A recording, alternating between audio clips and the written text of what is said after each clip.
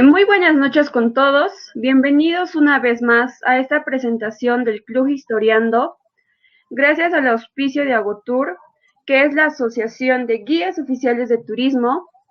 Nos acompañan en vivo miembros del Club Historiando, mi persona Mayra Nina, Franklin Pacuri, Ahmed Velázquez,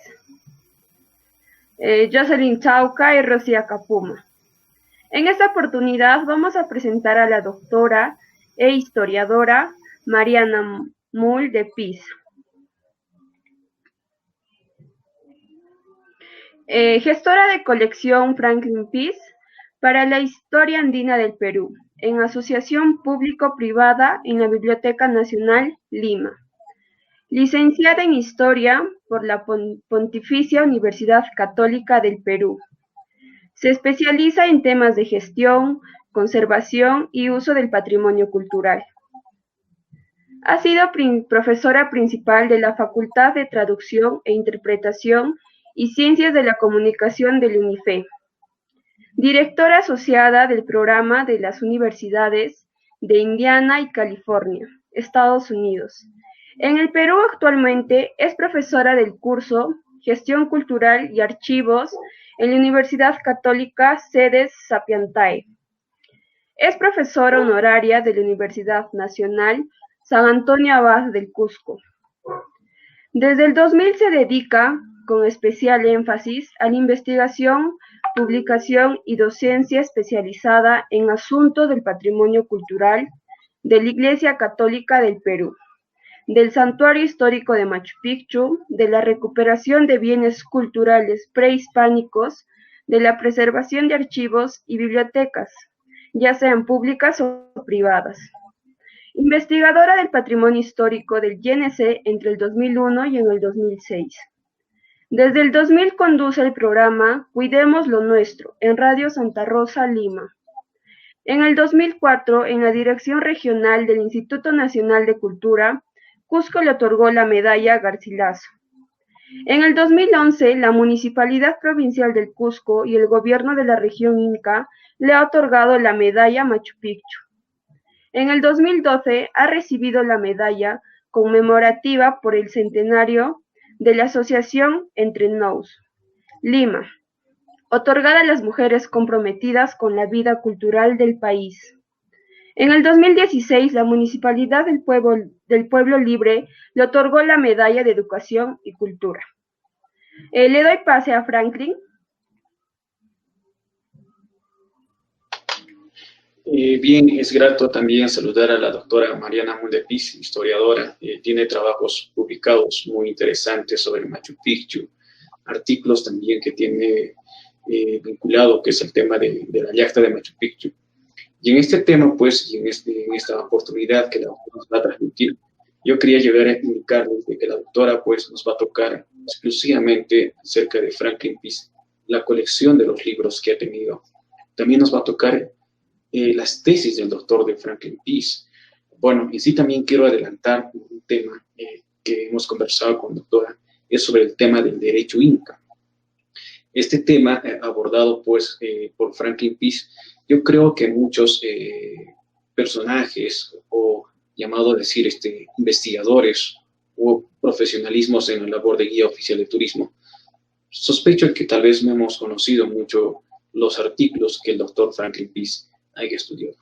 Yo agradezco a la doctora Mariana Mull de Pis por cederme a los trabajos de Franklin Pis, que son estos artículos a través del derecho inca, que lo vamos a compartir, pero sí simplemente llegarles a indicar de que nos envíen su correo o tal vez el WhatsApp, lo compartiremos artículos para que cada profesional pueda leer estos temas, que es muy importante. Porque en una forma que hemos dialogado con la doctora Mariana, era sobre este tema, que es un texto que lo tengo aquí en mano, es el tema del derecho inca. Y justamente la doctora Mariana Mull de Pis va a tocar temas, qué ocurrió con este texto, o qué falta, o qué se debe más indagar sobre este tema. Entonces, doctora Mariana, yo quería cederle la plataforma de esta entrevista o de esta conferencia que nos va a transmitir. Le cedo la plataforma de Stringer y estaremos muy gustosos de escucharle y hacer así también al público pedirles las preguntas que hagan para poder responder mediante el Facebook, que es el Club Historia. Muchísimas gracias, doctora.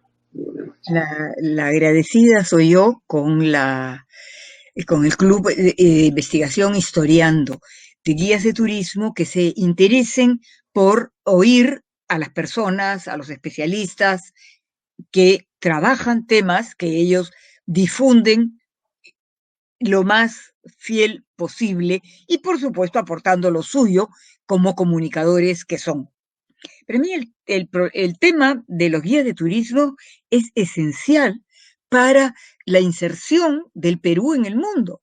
Y además, sin guías de turismo no habría el movimiento y que toda sociedad necesita de visitantes, de personas de otra cultura. Así que yo estoy muy tranquila y muy contenta de que avancemos en esta línea de intercambiar conocimientos y opiniones. Yo les pediría, por favor, a los jóvenes que me pongan mis imágenes, porque no les debe interesar mi cara ni todo el desorden que hay atrás, sino más bien que entremos en materia. Efectivamente, como ha dicho Franklin, que tocayo de mi esposo, que él puso en Facebook, porque ahora por las condiciones de pandemia nos vinculamos, nos comunicamos con de la manera digital. Él alentó el libro del doctor Rotondo sobre sobre el derecho inca, lo cual es muy loable. Efectivamente, se necesitan estudios sobre el tema. Yo no voy a entrar a comentar el libro del doctor Rotondo, porque no es el propósito de esta charla.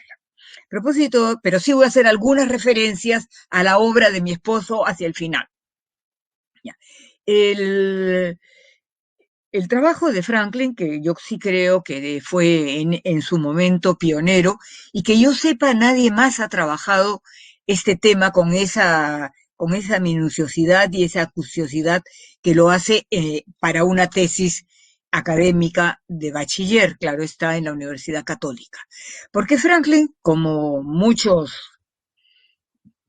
personajes o personas jóvenes de su generación, hombres y mujeres, enfrentaban en los años 60 el reto de seguir una carrera humanística, porque las condiciones laborales remuneradas eran limitadas, ¿no? La gran mayoría de los cursos de humanidades en la Universidad Católica los llevaban educadores o abogados, en muchos casos, dedicados a la práctica profesional. O sea, en el fondo no habían, lo que ahora nos parece muy común, profesores a tiempo completo en las universidades, ¿no? Estoy hablando de las universidades limeñas y concretamente de la Universidad Católica, que hoy tiene, por supuesto, una impresionante especialización y docencia en estas áreas de las cuales vamos a hablar hoy. Entonces se presentaba un poco difícil y además mi suegro, su padre, insistía mucho. El estudiar historia es hobby de gente rica, siguiendo el ejemplo, por supuesto, de José de la Ribagüero y Osma. Franklin estudió Derecho, pero lo suyo era la historia y paralelamente estudió historia en la Universidad Católica y terminó los estudios de Derecho en 1964 y al año siguiente se graduó de bachiller en Derecho. No llegó a graduarse de abogado, porque en fin, ya la vida, ya para entonces era profesor en la Universidad de Lima, en la Universidad Católica, y trabajaba en el Museo Nacional de Historia, como jefe de investigaciones y publicaciones. El director en ese momento era José María Arguedas, y el director de la Casa de la Cultura, que era lo que había en 1964, era el etnohistoriador cajamarqués, Fernando Silva Santiesteban, padre de la congresista Rocío Silva Santiesteban, y persona muy vinculada, de muy buena amistad con nosotros, con Franklin, por supuesto. Ya, la siguiente, por favor. Siguiente. La historia, para Franklin, concretamente la etnohistoria, siempre se vio desde el presente.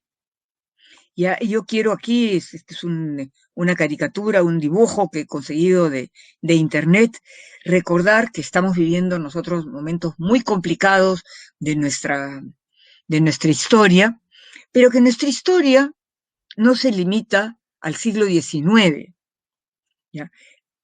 Quiero aquí rendir un homenaje a estos dos jóvenes que han perdido la vida defendiendo el derecho de expresarse. Y las calles son para todos. No sé qué pudo, no voy a juzgar, no es el momento, en este momento, de hacerlo, pero sí quisiera hacer una referencia a estos dos jóvenes y, por supuesto, a los dos héroes del Perú del siglo XIX, ¿no? Como son Miguel Grau y Bolognesi.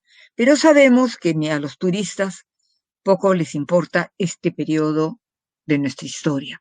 Vienen fundamentalmente, ¿podríamos ver la otra imagen, por favor? ¿La otra imagen? No, el otro, el quero, por favor. Ya. Es importante dentro de la cultura occidental y dentro de cualquier cultura, qué rostro tenían nuestros antepasados, qué rostro tenían los que concitan en este momento tanto interés universal desde que pisaron los españoles el mundo andino, desde que llegaron al Tahuantinsuyo, hubo un gran interés a nivel mundial. ¿Qué cosa era esta calidad de vida, estas maravillosas construcciones y estos relatos que inmediatamente se comenzaron a publicar en Europa?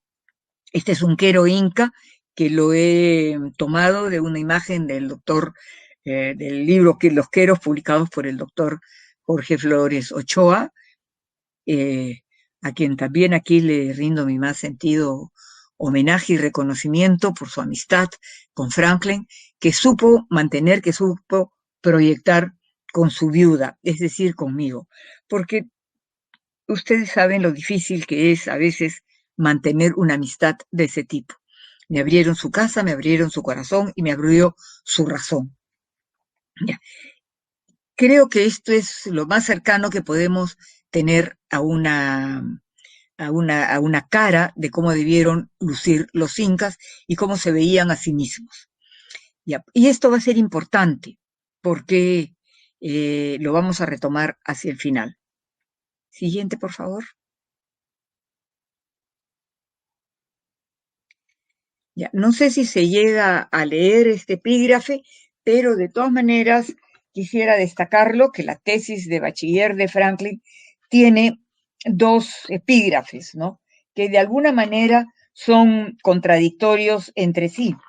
Uno es el de Garcilaso, por supuesto, y el otro es el de Cobo, el del licenciado Cobo, que era, hoy diríamos, abogado. Ya, todos estos textos se van a quedar y creo que ya ha salido muy clara la imagen, no es necesario que yo lo lea, porque ahí lo tienen, ¿ya? Siguiente, por favor.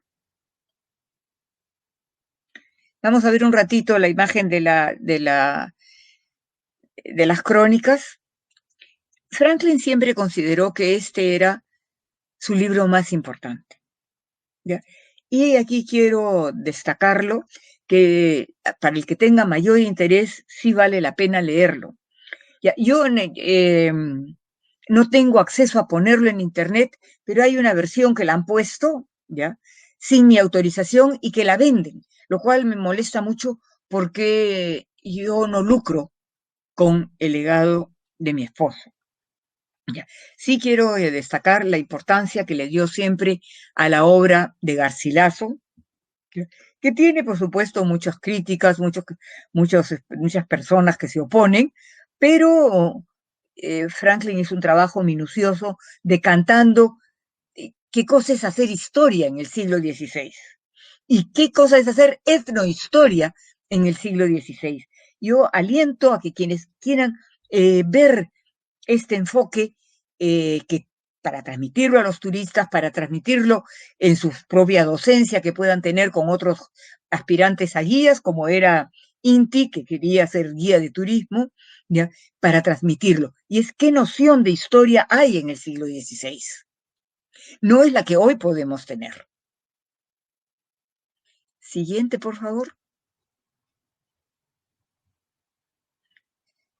Ya, vamos a ver, podemos ver ese es el índice de la tesis de Derecho de Franklin. Ya, el enfoque es novedoso. Como en toda tesis, fue asesorada por el doctor Vicente Ugarte del Pino, que ha vivido hasta el siglo XXI, muy mayor, y que discrepó profundamente de Franklin delante de todo el jurado, que él tomara la información de las crónicas y, y fuera crítico de la versión de las crónicas. Vicente Ugarte del Pino, hombre profundamente católico, no podía entender cómo alguien podía ser católico, porque Franklin era católico, y prácticamente íbamos a misa, ya hemos educado a nuestros hijos como católicos, ya, y al mismo tiempo ser capaz de sustentar, como lo vamos a ver ahora con las conclusiones, que los incas crearon un mundo justo a partir de creer que el derecho, que los incas eran herederos de la divinidad en todo el sentido de la palabra y para crear justicia. Esto le resultó bien difícil de sustentar al doctor, a su asesor, que estaba discrepando con él en el momento del jurado. Pero quien zanjó el asunto fue un personaje que ya quizás hoy ya es olvidado, pero es el doctor Carlos Rodríguez Pastor, un jurista especialista en derecho romano que respaldó totalmente, también un hombre creyente católico, ya, que respaldó totalmente esta postura de usar las crónicas y ser crítico de ellas y al mismo tiempo respetuosos de ellas. Ese es específicamente para el caso del derecho. Este es el índice. Los artículos publicados, si bien de aquí tienen mucho, pero tienen también una nueva redacción, salvo el derecho y la aparición del Estado. Ya, y ahora vamos a verlos. Ya. Sí, siguiente, por favor.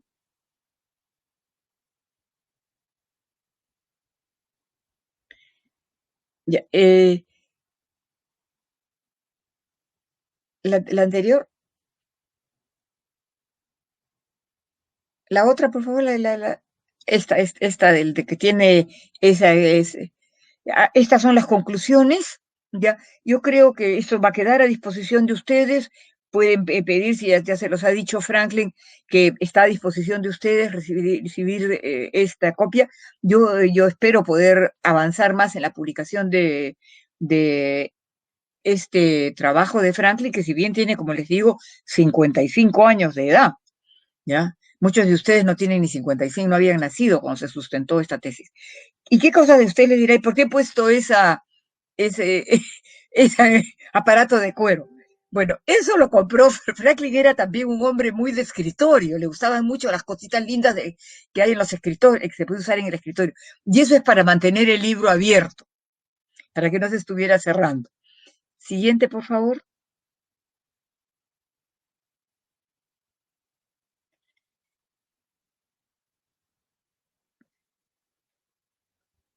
Acá están los distintos las distintas conclusiones a las que llega, y siempre Franklin va a insistir en el origen divino de la norma legal. Hoy nos parece que no, que esto es absurdo, pero en el siglo XVI los españoles pensaban también así, y no solo los españoles, los europeos en general. Aquí hay dos cositas que yo quisiera destacar en estas, porque en el país de los incas se encuentran dos clases de derecho, uno restringido a la élite dominante y el otro reservado al pueblo. Claro, esto hoy nos parece pues inaceptable. Incluso decimos, todos somos iguales ante la ley, ¿no es cierto? Franklin llega a esta conclusión. Yo no sé si otras personas que hayan trabajado este tema están de acuerdo con esto, y explica, esta diferencia se debe fundamentalmente al carácter religioso que tiene la primera y a su siempre recalcada superioridad, y se manifiesta en una mayor benignidad de las penas que se les impone y a la existencia de penas morales al criterio de los cronistas. ¿Ya?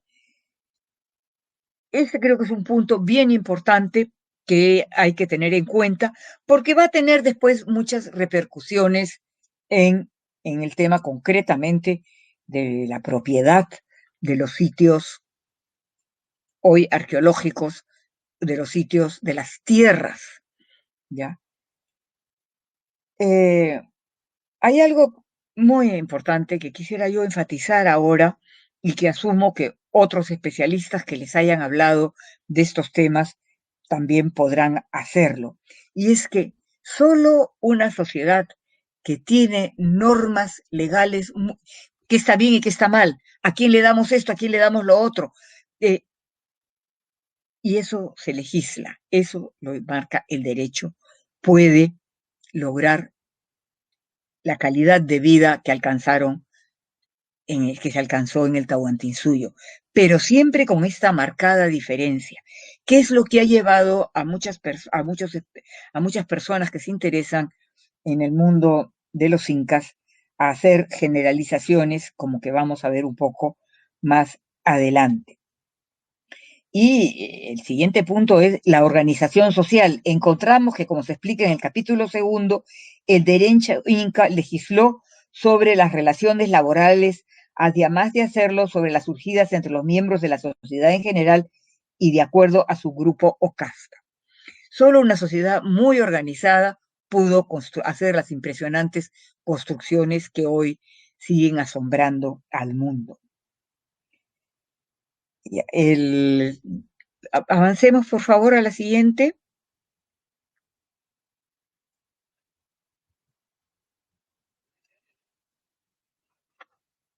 Ya, un momentito.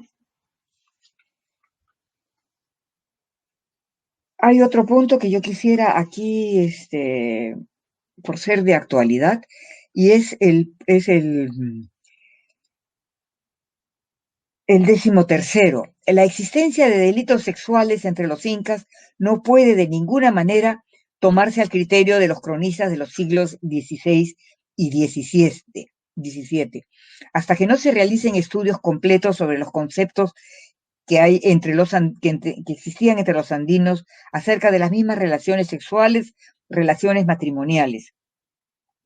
Es imposible calificar de delito la sodomía, la prostitución sagrada, desde que estos criterios no se encontraban dentro de los límites del derecho occidental y cristiano. Y es aquí donde hay una gran discrepancia con el doctor Vicente Ugarte del Pino, y que aliento a los jóvenes que estudien derecho, y los no tan jóvenes también, que se especializan en el derecho andino, en definir esto, porque en nuestra sociedad, en el mundo de hoy, este tema es clave. Lo hemos visto en todas las sociedades, ¿no? Incluso la nuestra en este momento lo está debatiendo, ¿ya? Y se hacen generalizaciones sobre el mundo prehispánico, a veces arbitrarias. No sé cuánto podrá aportar la arqueología para los incas. Sí lo aporta para la costa norte, los huacos, los ceramios de Mochica son muy ricos en este tema, ¿no es cierto? pero en el mundo andino, concretamente en el mundo prehispánico del Tahuantinsuyo, no tenemos evidencias, porque además los contextos funerarios, pues como ustedes saben, han sido destrozados, ¿no? Hay poca noción de la arqueología. Ya, la 14ª conclusión: puede considerarse el derecho incaico como emanado de un estado teocrático en que sus principales autoridades adquieren la categoría de representantes de la divinidad, lo que confiere al derecho y a la ley un carácter divino y sagrado.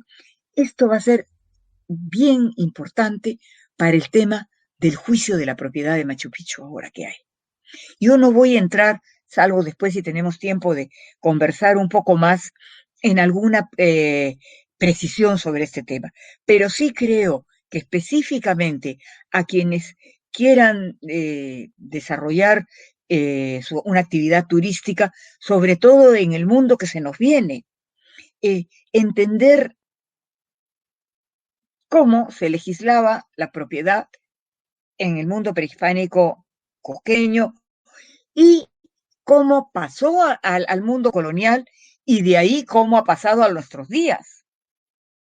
En ese sentido, creo que en el que debemos sentirnos, por lo menos yo me siento como peruana, muy orgullosa que un historiador que ha trabajado profundamente este tema y que fue alumno de Franklin y que siempre se expresa de él con mucho cariño y que yo también me expreso de él con mucho cariño, es Donato Amado González, ¿ya?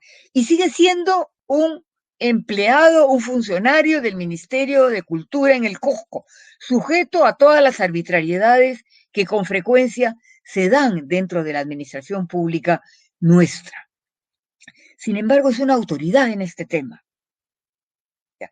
Y si yo dijera quién es el que está ocupando ese espacio que ha dejado Franklin, es Donato.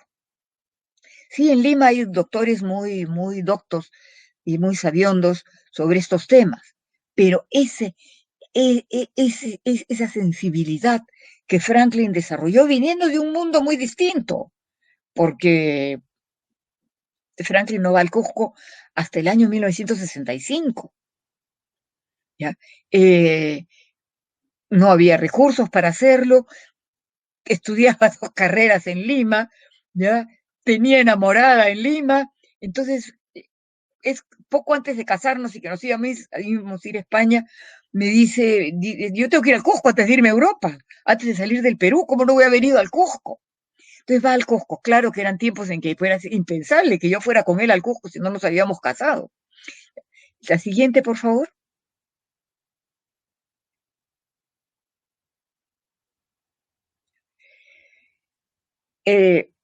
Franklin se va al Cusco, vamos a España cuando ya estaba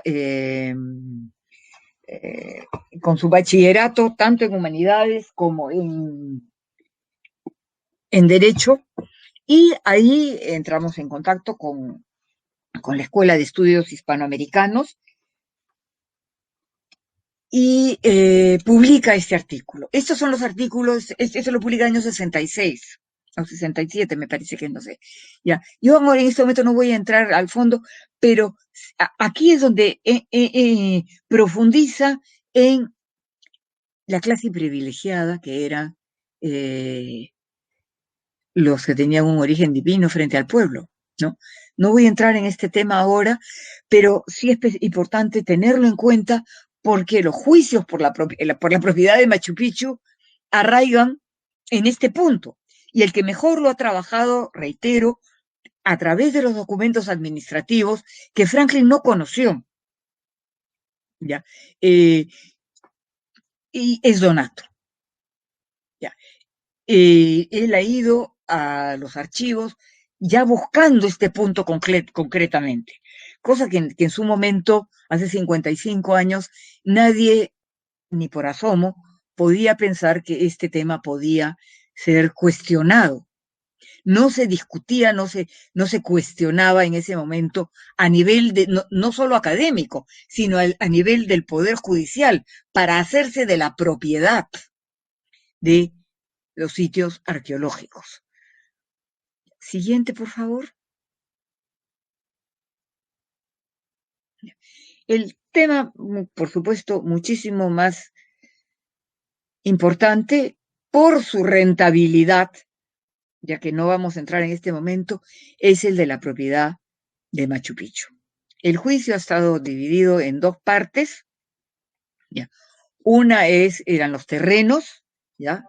El área de protección, ¿ya? Que eso ya está saneado a nivel de la Corte Suprema de la República. Ya se ha visto en casación y ya esto no hay nada que discutir. Claro que siempre van a haber, los abogados siempre encuentran sobre qué discutir, ¿no? Y el otro punto que yo quisiera destacar en este momento es cómo queremos representar a Machu Picchu en este momento. Yo no sé qué hubiera pensado Franklin, ni voy a elucubrar qué pensaría él de la manera en que se abrió Machu Picchu al turismo en esta nueva era que comienza, porque definitivamente el mundo va a cambiar. Hay un historiador que ha trabajado la demografía andina, la demografía en el mundo precolombino y el impacto que tuvo la conquista sobre los movimientos demográficos, y él ha explicado muy claramente que las pandemias, las epidemias cambian el mundo. El doctor David Nobel Cook, si bien no ha trabajado concretamente el Cusco, sí ha trabajado áreas en el Valle del Colca, el movimiento de la población después de cada una de las epidemias, o sea, el área del Cusco, el área de Arequipa, me refiero concretamente. ¿Ya? El mundo va a cambiar. Yo no sé si una presentación de este tipo es lo mejor para mostrar Machu Picchu al mundo. Ha recibido críticas muy fuertes porque fue mostrar Machu Picchu de noche, ¿ya? Y hacer una ceremonia de tipo etnográfico, ya basada no sé en qué. A mí lo que no me gustó es que fuera de noche, porque el mundo natural y el mundo prehispánico vivía miraba a la naturaleza de otra manera distinta. De noche se dormía. A nadie se le hubiera ocurrido entrar, el sol, se alumbraban con fuego. No, yo no hubiera hecho esta ceremonia de noche. Y única y exclusivamente por razones de autenticidad del lugar. A mí me preocupa esto, porque cómo han llevado la energía. Yo no sé si yo no he estado, no lo he pensado antes, si estas eran antorchas o era electricidad generada con motores. Yo soy muy contraria a que se abra de noche Machu Picchu, porque no es real, no corresponde a lo que debió ser la vida ahí. No porque sea artísticamente bonito, se debe hacer. Yo sé que en Italia la ópera funciona en los sitios arqueológicos italianos. Ya está ya enraizado esa manera de hacerlo. Pero hay una gran diferencia con el caso de Machu Picchu. Machu Picchu no tuvo una presencia europea encima. Y esto es fundamental para todo reclamo de propiedad. La ley peruana, que a mí me parece uno de los grandes aportes de los abogados del Ministerio de Cultura en el año 2004, que es cuando se pasa la ley actualmente vigente de patrimonio, era presidente del Congreso mi cuñado, Henry Pease, ponen un punto clarísimo, y es, los sitios arqueológicos que tienen propiedad occidental encima, ahora vamos a ver el caso de Ollantaytambo, el mismo Cusco, ya, eso se queda así, porque generaría un desorden increíble, ya, inaceptable en la sociedad, ¿no es cierto? Yo personalmente discrepo con lo hecho por el doctor Lumbreras, que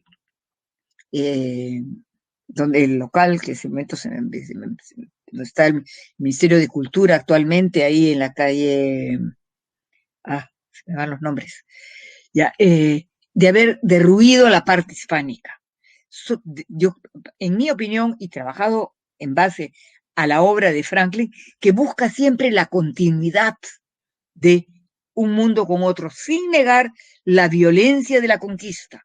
Nadie está discutiendo la injusticia, si quieren, que hay detrás de la conquista española, no solo de los Andes. Ya hemos visto con verdadero horror de las protestas en los Estados Unidos, en Inglaterra, de traerse no, Inglaterra no, porque no había eso, han protestado contra los esclavistas, que ese es otro tema, ya, pero contra Colón, contra Junípero Sierra y contra Cervantes. Yo eso sí lo rechazo rotundamente. Siguiente, por favor.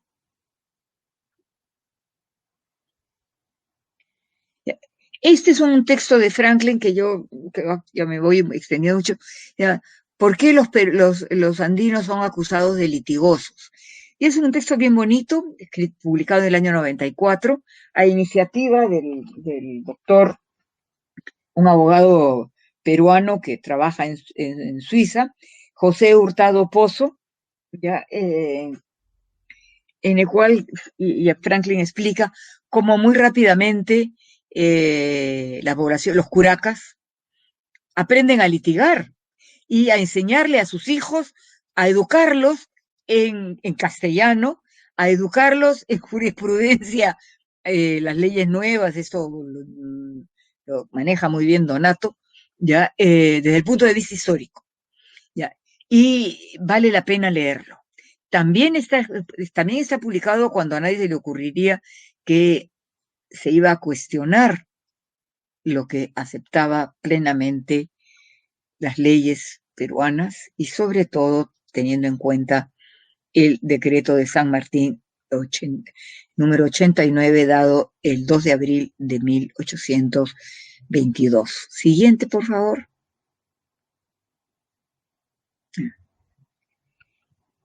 El Coricancha es uno de los casos más notables de lo que estoy diciendo. Ya, construcción inca y un asentamiento europeo, católico, encima.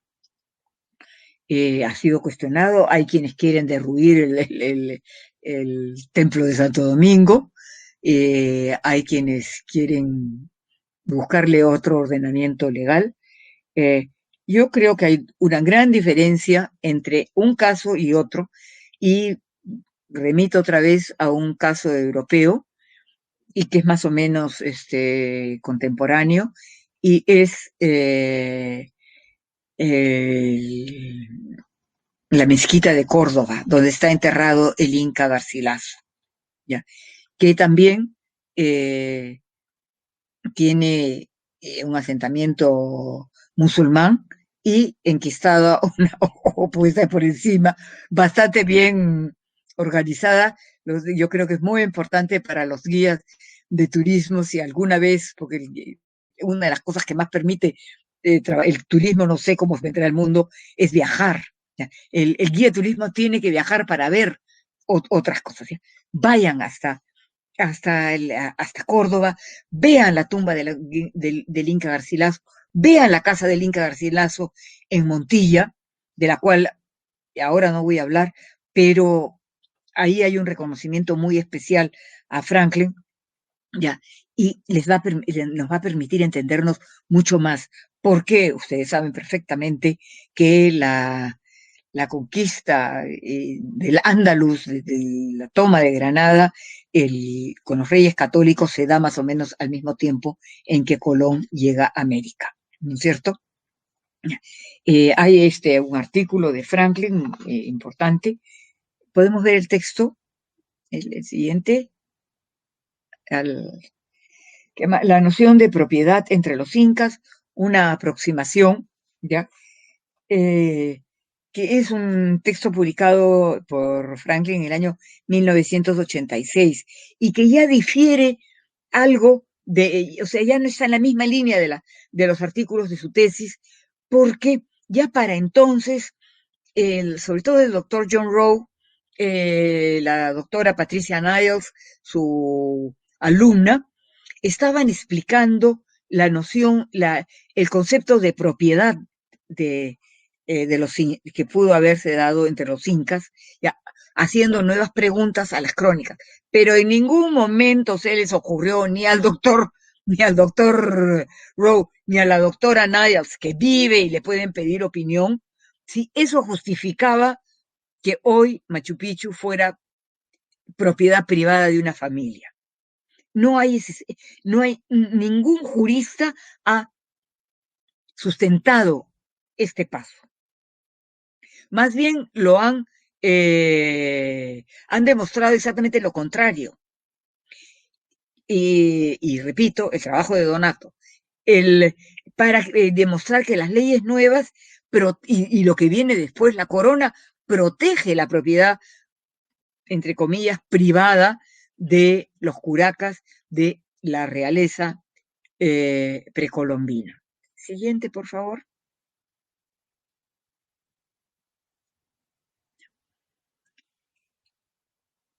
¿Por qué pongo un puente?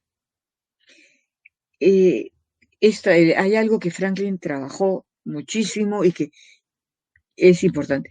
Es la cohesión, la organización, la capacidad de crear medios de comunicación. En esto los incas se asemejan, y han sido comparados no solo por los cronistas, ¿ya?, a las vías de comunicación que había en el mundo europeo y en el mundo mediterráneo, los romanos. Ningún país europeo que hoy suena tanto como puede ser Francia, España, tenían esta red de caminos. Y eso es lo que asombra a los cronistas. He usado esta imagen porque ustedes lo conocen mejor que yo, y yo nunca he estado en este lugar, y ya probablemente nunca esté por el tema de la pandemia, ¿ya? Es lo más impresionante, ¿no es cierto? Y además se sigue manteniendo. Si se lee la descripción del Inca Garcilaso, y ese es el gran valor del Inca Garcilaso, y Franklin lo destaca muchísimo. No es entrar en sus deseos de justificarse él vive en España, escribe en España, ¿ya? Es sus descripciones etnográficas. ¿Por qué se puede hacer esto como se hace? Porque está la descripción de Garcilaso. Permite demostrar esa continuidad. El siguiente, por favor. Este es un libro importantísimo. Vamos mostrándolo aquí, y aquí lo tengo, ¿ya? Y quiero aquí agradecer. Franklin muere a los 59 años, ¿ya? Tenía mucho por delante. Además, él mismo ya se había concientizado. De acuerdo a una de las conversaciones a finales de los años 90, yo ya no voy a tomar ningún cargo. Que se olviden, yo no voy a ser ministro de nada. Yo ni decano, ni rector, ni nada. Yo quiero dedicarme a procesar, a escribir, a publicar. Entonces, mi gratitud es muy grande con el doctor Nicanor Domínguez, porque ha hecho una recopilación de artículos dispersos de Franklin, ¿ya? Y esto es fundamental, porque los ha permitido traer esos artículos antiguos que estaban dispersos por distintas publicaciones, uno en España, el otro por allá, ya, a una compilación. Es más, tiene más o menos unas 500 páginas, me parece.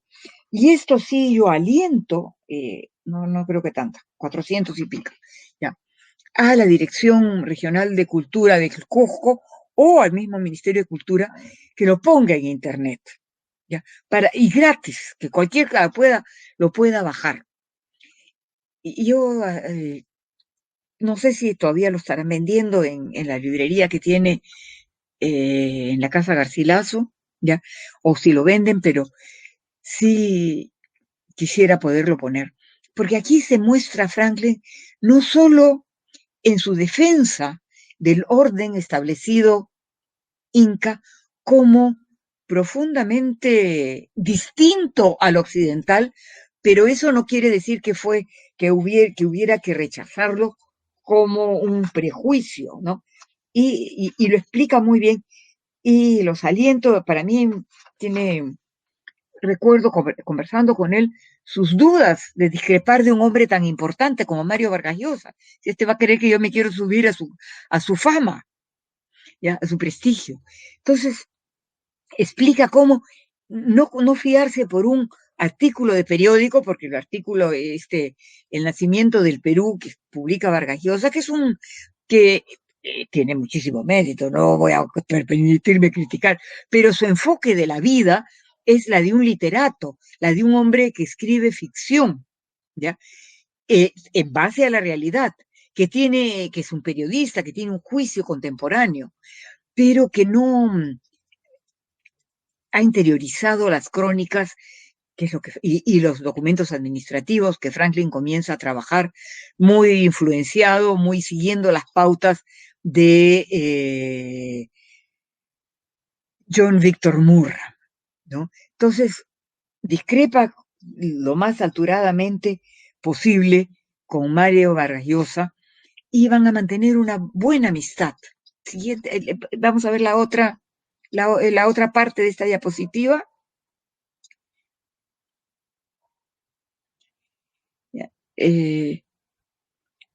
Aquí quiero destacar, esta foto es como unos 10 años después a mediados de los años 90, es en Lima, es en la Universidad de Lima donde le dan una distinción académica a Vargas Llosa. ¿Ya? Entonces, esa era su principal preocupación, que todas esas diferencias académicas se llevaran de una manera muy sustentada, documentadamente, ¿ya? Y Vargas Llosa de alguna manera concede. Yo aquí quiero destacar algo que he olvidado mencionar, ahora que estoy hablando del aporte de Nicanor a la obra de Franklin, porque además de este libro ha hecho una compilación sobre el mar peruano, ¿no? Trabajo de Franklin en la costa peruana sobre los mitos, ¿ya?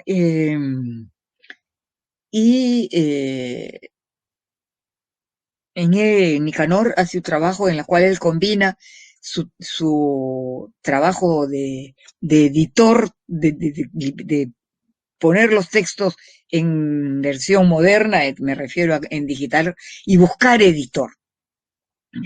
Yo también aquí quisiera mencionar al arquitecto Ruiz Caro, que en su momento en que fue director de Cultura Cusco, me propuso hacer una nueva edición una reedición del Dios Creador Andino, y yo le acepté. Y esa sí la pueden conseguir en edición impresa, en la DDC, o también debe estar en digital, porque todo lo está puesto en digital, ¿no? Siguiente, por favor. Aquí ya. Yo no voy de ninguna manera a cuestionar, porque no soy especialista, no soy Franklin, ya en el tema del enfoque que hace el doctor Rotondo, Francisco Rotondo, a la historia del derecho inca. ¿Ya? Y esa es la razón. Franklin estaba muy contento de tener el libro. Yo también fui que me lo compré en cuanto se apareció en Lima. Yo por supuesto que fui y me lo compré. ¿Ya? Pero hay dos pequeños detalles que yo quiero destacar y llamar la atención. No voy a entrar en discrepancias de tipo conceptual, pero sí visuales, gráficas, que por eso es que he insistido en la importancia de la cara que tiene, ¿no? Que tiene en el mundo moderno, en el mundo occidental, y que siempre la ha tenido. ¿Ya podemos ver el otro lado, la parte de las fotos?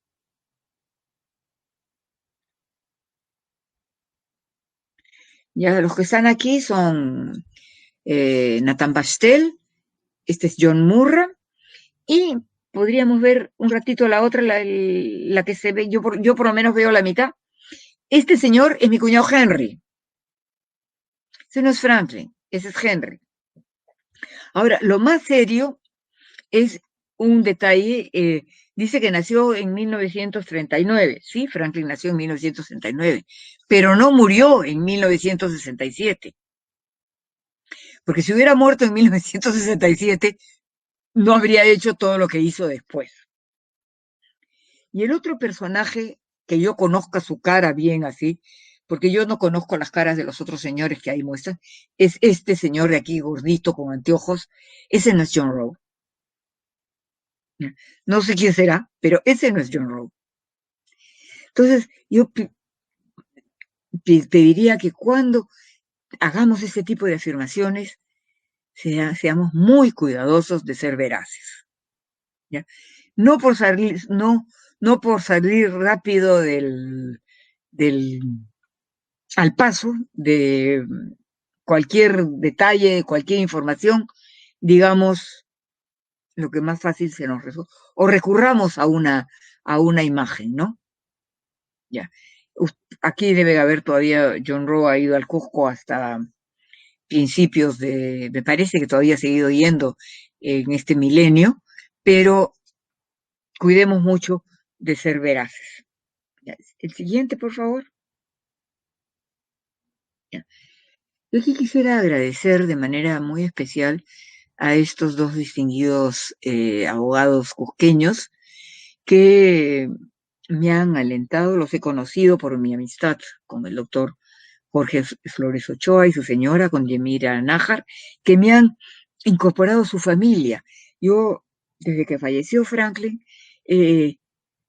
recibí muchas muestras de cariño y solidaridad, lo que yo pueda haber aportado a nuestro país en estos 20 años, se los debo a mucha gente muy buena, que me ha ayudado con mucha generosidad, que me ha alentado en momentos difíciles de mi vida, y una de ellas es la familia Flores Ochoa, que quiero reiterar mi agradecimiento, y especialmente a estos abogados que son padre e hijo, que me alientan a hacer ese trabajo, que me alientan a hablar del tema.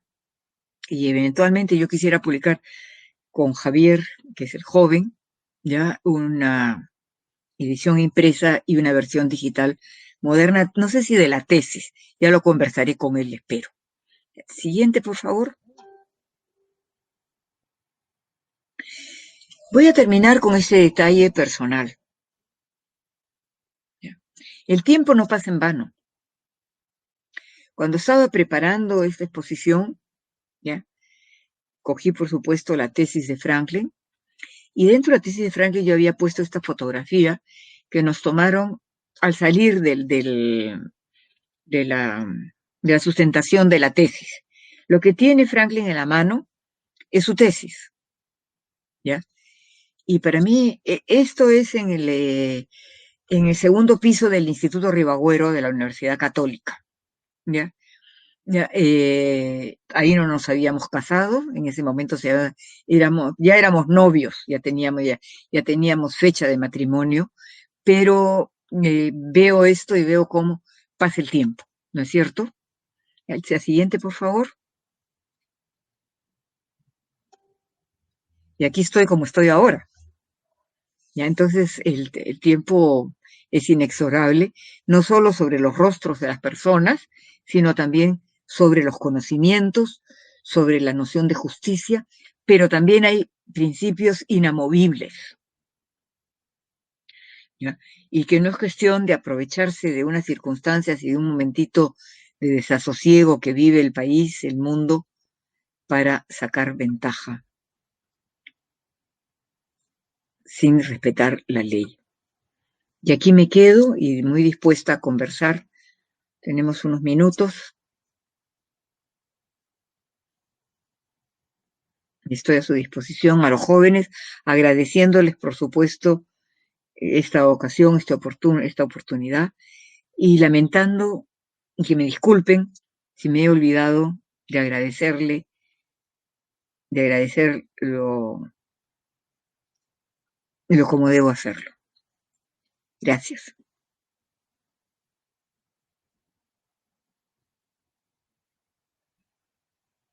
No oigo, no oigo, no oigo.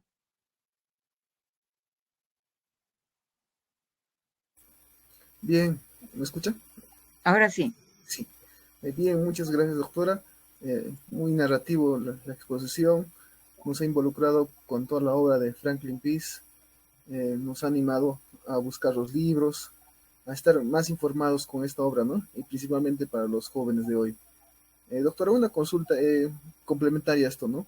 ¿Qué tan cierto es que en el Imperio Inca solamente habría estas tres leyes que dicen, ¿no? El ama yuya, ama su, ama aquella? Otros dicen que es una transculturización de la cultura española. Otros dicen que había otra normativa mucho más amplia.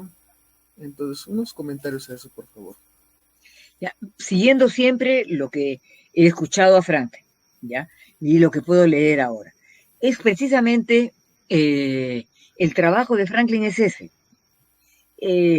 Desglosar, desmenuzar, ponerse en preguntas a las crónicas, ¿ya?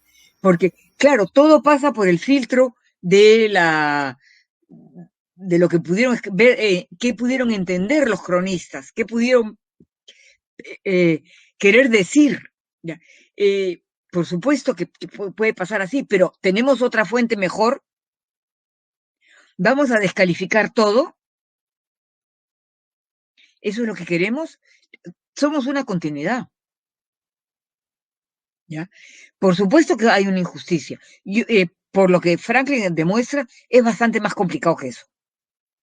Claro, las leyes, por supuesto, básicamente pueden reducirse a ese principio básico. El origen del derecho occidental son los 10 mandamientos que le da la divinidad que le da Dios a Moisés en el monte Tabor. Pero eso no quiere decir que esas 10 mandamientos bastan para todo. En el trabajo de Franklin y de otros, hay una antropóloga norteamericana que lamentablemente escribió un trabajo sobre, me parece que es su tesis doctoral, sobre el concepto de derecho, el paso del derecho en los años coloniales, en los primeros años coloniales, y después se fue a trabajar otro tema, ya no trabajó más el mundo andino. Se llama Sally Falk Moore, que también lo explica, sí. Estamos viendo, no hay otra forma de verlo. ¿Cuál es el referente para decir, no era así? Que me explique quien dice que no era así. Así lo vieron los españoles y seamos conscientes que así lo vieron. Y tratemos de explicarlo lo que hace, y lo hace también el señor Rotondo, el doctor Rotondo, es buscar qué pasaba en otras culturas no occidentales. Como en ese sentido, y por eso yo sugiero que lean El Dios Creador Andino. El Dios Creador Andino es un librito que explica muy bien el origen de las culturas no occidentales divino. ¿Por qué es importante la divinidad? Hoy nos parece que está mal. Hemos visto a nuestros ministros jurar haciéndose quitar el crucifijo para jurar, ¿ya?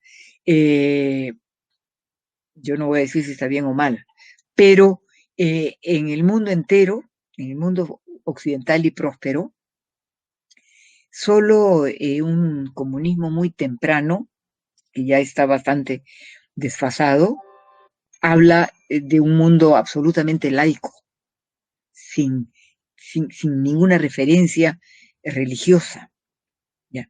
Los Estados Unidos, si ustedes ven su billetito de dólar, dice In God we trust, confiamos en Dios. La reina de Inglaterra es la representante de la divinidad. Entonces yo creo que aquí, para entender mejor el mundo andino, yo sugiero que lean las Crónicas y los Andes para contestar esa pregunta en puntos muy específicos. ¿Ya? En este por qué los andinos son acusados de litigosos, porque ya ese es un estudio sobre la mentalidad andina en tiempos coloniales, cuando ya están lo que se llama aculturados. Yo en lo personal pienso, dando mi opinión, que mejor quedó el mundo andino con una invasión española a los Andes que si hubieran sido de otras nacionalidades del norte de Europa.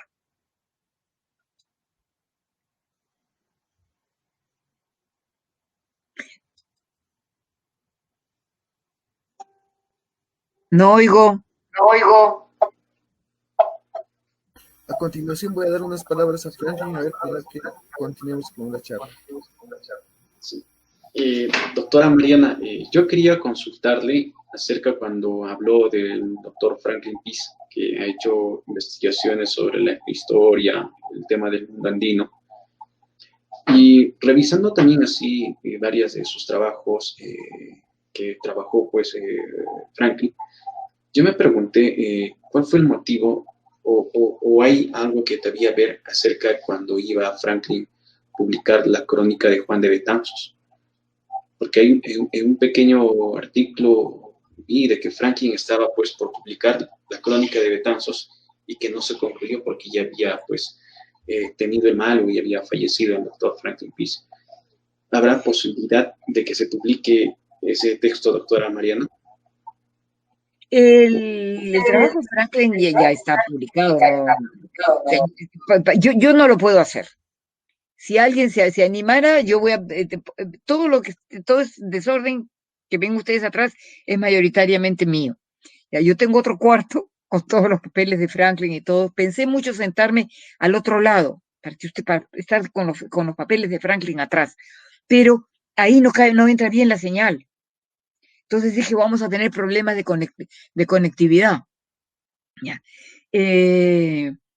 Efectivamente, Franklin estaba trabajando la crónica de Betanzos a fondo, ¿ya? Y se alegró muchísimo de que fuera la doctora María del Carmen Martín Rubio la que le cayera este regalito del cielo, porque no es que ella le encuentren, es una amiga suya la que le pasa el dato, ¿no? Y ella hace su trabajo y todo. Pero sí quiero recordar algo que Franklin decía, que el doctor Horacio Villanueva, que fue director del archivo, y que yo no sé si han quedado sus papeles o dónde están, ¿ya? Decía que en la esquina de... Ay, ¿dónde está? Se me va la memoria. Donde... ¿Cómo se llama esa calle?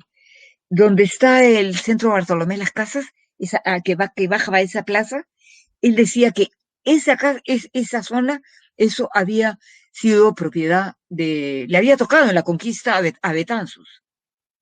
Y yo le preguntaba, ¿y tú cómo lo sabes? Porque me lo dijo el doctor Horacio Villanueva. ¿Y él cómo lo sabía?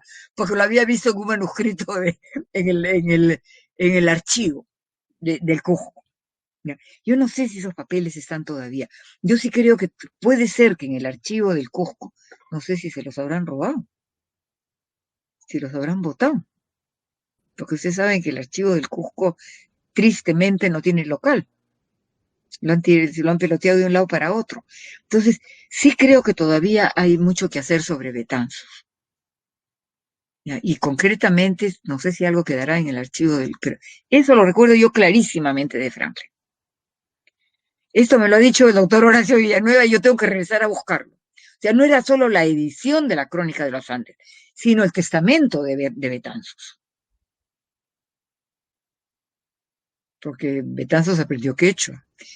Betanzos arma una familia mestiza.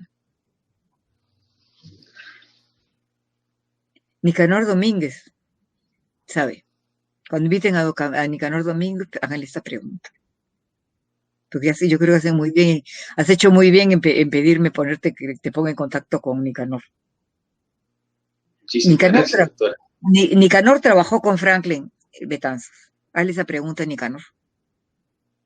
Y dile que yo voy a entrar cuando tú invites a Nicanor, me mandas y yo entro. Dicho sea paso, Lucho Millones fue compañero de la Universidad de Franklin.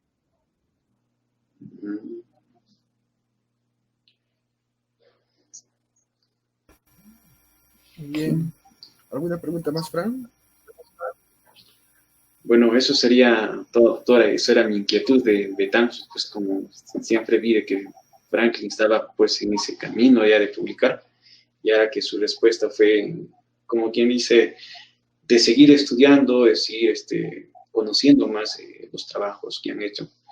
Porque yo pensaba pues que la doctora Mariana Rubio, Carmen de Rubio, pensé que ella había hecho pues el trabajo. Yo dije, ¿cuál sería el trabajo tal vez de Franklin Pierce? Yo tenía esas dudas, pero ya como usted me ha aclarado, ya conozco. No, el mérito, el tema es una persona amiga de la doctora María del Carmen Martín Rubio, es lo que tengo entendido, que trabaja en la Fundación March, que compró un lote de documentos de una familia española noble. Bueno, así es la historia, las cosas cambian, ¿ya? Y dentro de esto vino una versión más completa de la crónica de Betanzos. Y claro, ella de inmediato la publicó, ¿ya? Pero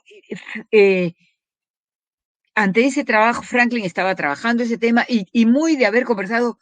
Yo tengo una foto muy linda de Franklin en ese viaje que le digo del año 65, fue al Cusco y ahí tuvo unas larguísimas conversaciones con Horacio Villanueva. Están parados en la puerta de la universidad. ¿Ya? Lamentablemente los dos han fallecido. Y el doctor Horacio vivió hasta muy mayor. No sé si ha dejado papeles. ¿Qué pasó? Ese es el punto. Pero el que le puede contestar lo de Franklin es Nicanor.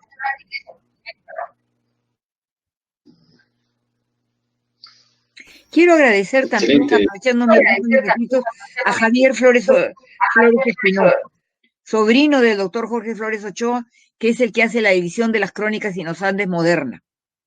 Porque la edición de Franklin es de 1995, Franklin estaba trabajando para hacer una edición digital y es Javier Flores Espinosa el que la hace en el 2010.